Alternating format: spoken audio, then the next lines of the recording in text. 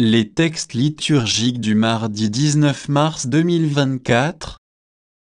Première lecture. Le Seigneur Dieu lui donnera le trône de David son père. 2 Samuel 7, 4-5 à 12, 14 à 16. Lecture du deuxième livre de Samuel.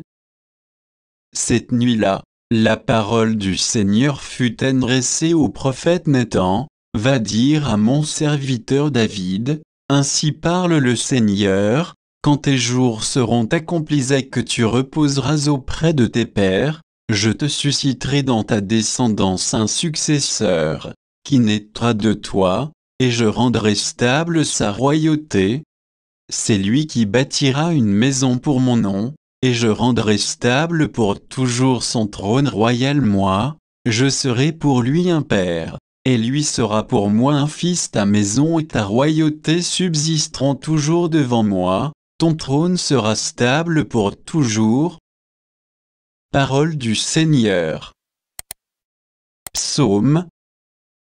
Psaume 88, 2, 3, 4, 5, 27, 29. L'amour du Seigneur, sans fin je le chante, ta fidélité, je l'annonce d'âge en âge, je le dis, c'est un amour bâti pour toujours, ta fidélité est plus stable que les cieux. Avec mon élu, j'ai fait une alliance, j'ai juré à David, mon serviteur. J'établirai ta dynastie pour toujours, je te bâtis un trône pour la suite des âges. Il me dira, tu es mon Père, mon Dieu, mon roc et mon salut, sans fin je lui garderai mon amour, mon alliance avec lui sera fidèle. Deuxième lecture. Espérant contre toute espérance, il a cru, Romains 4, 13, 16, 18, 22. Lecture de la lettre de Saint Paul apôtre aux Romains.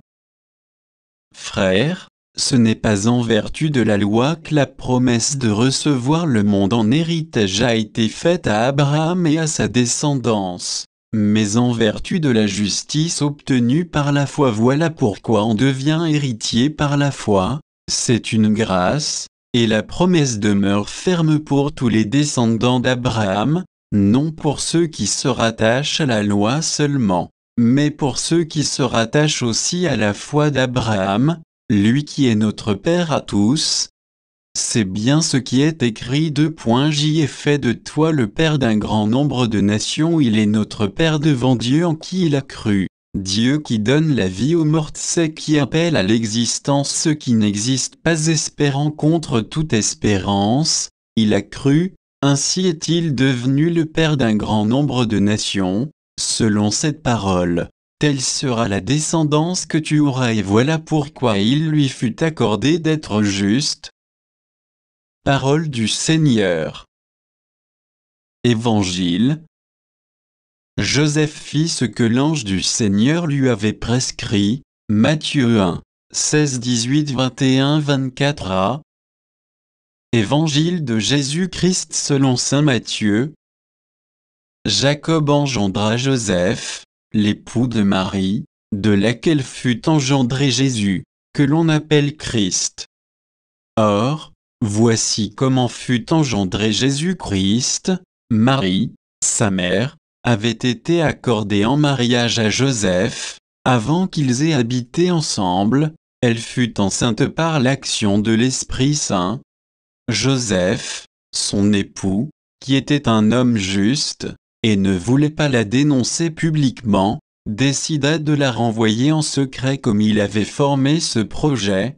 Voici que l'ange du Seigneur lui apparut en songe et lui dit, Joseph, fils de David, ne crains pas de prendre chez toi Marie, ton épouse, puisque l'enfant qui est engendré en est le vie de l'Esprit Saint, elle enfantera un fils, et tu lui donneras le nom de Jésus, c'est-à-dire, le Seigneur sauve, car c'est lui qui sauvera son peuple de ses péchés.